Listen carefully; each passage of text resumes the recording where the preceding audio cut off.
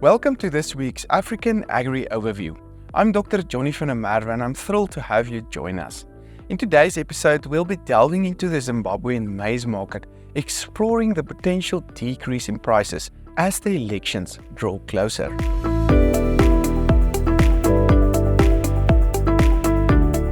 But before we dive in, I'd like to encourage you to follow us on YouTube. By doing so, you'll gain access to regular insights into the agricultural markets of Africa. Our goal is to provide you with valuable information that can help you navigate the dynamic world of the agricultural environment in Africa. Now let's talk about the latest development in the economy. The past week saw Brent oil prices initially soaring above the $80 mark, driven by concerns over reduced supply from Russia. However, the situation took a turn as Libyan production experienced a resurgence, leading to a drop in prices to around $79 per barrel on Monday morning. But enough about oil prices for now. We have our regular market analyst Jacques Pinaar who will shed light on the maize market in Zimbabwe and why maize prices are likely to decrease this year. Over to you, Jacques. In this week's podcast, we discuss the Zimbabwe maize market. It is a rather challenging market to analyze with very little accurate statistics available, frequent government involvement, and a two-tier currency system. Let's look at the Zimbabwe maize balance sheet the last 6 years. Production is rather erratic, varying between 1 and 2 million tons, as it is mainly produced by smallholder farmers and heavily dependent on rainfall.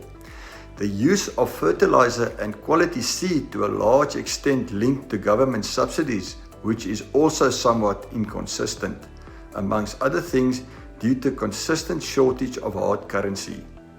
Supply is typically divided into 3 categories, namely on-farm consumption, that's the stock that never reached the commercial market, supply that is destined for the commercial market, and imports.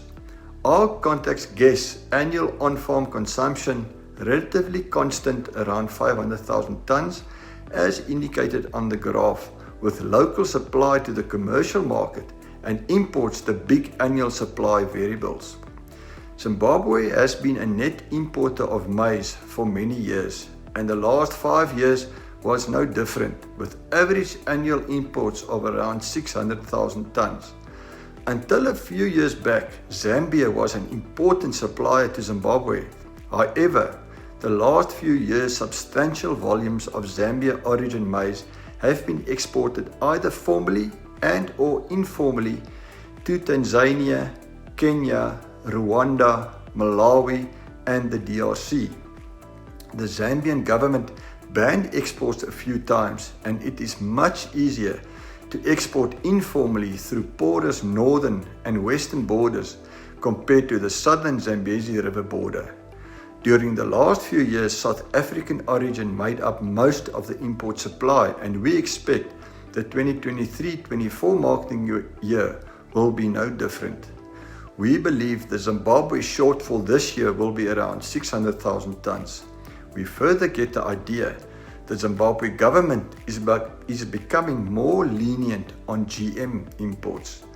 The next graph shows price history of Zimbabwe maize. It is extremely volatile due to, amongst other things, Zimbabwe being a net importer of maize as well as government involvement.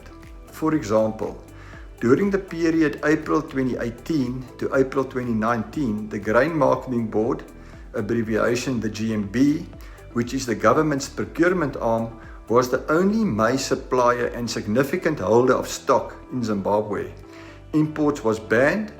The GMB bought from farmers at $390 a ton ex-depot, well above the commercial market price, and sold to millers at a subsidized price of $250 a ton, which by default became the market price. See the red circle. Another example, from April to December 2019, the Zimbabwe government put a statutory instrument in place to make the GMB the only lawful buyer and seller of maize in Zimbabwe. The GMB bought from farmers at between $220 and $250 a ton, and the local currency buying price had to be adjusted higher frequently to combat the weakening exchange rate. the GMB was selling to millers at a subsidized price between $50 and $100 a ton and forced millers to adjust their maize meal selling price accordingly. By default, the GMB selling price became the market price. See the blue circle. The price spiked higher in January 2020 when government stocks were depleted and millers had to resort to imports. See the orange circle. During October 2021 to April 2022, the GMB was once again the only supplier of maize and subsidized the selling price to millers. See the yellow circle. From December 2022 to May 2023, Zimbabwe's supply was mainly South African imports and South African prices was relatively high, driven by strong export demand. See the purple circle.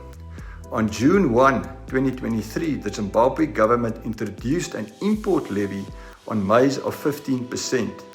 It did not have the anticipated effect of supporting prices for farmers. We hear South African maize meal imports are coming in duty-free, and this has made locally produced maize meal uncompetitive from a price perspective and consequently slowing local miller demand for maize. Perhaps the government is comfortable with lower maize meal prices with elections on August 23.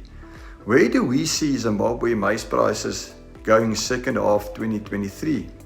We guess the government could lift the 15% import levy by October this year, allowing competitively priced South African imports to resume. Current South African import parity $300 to $310 a ton for GM white maize, excluding the import levy.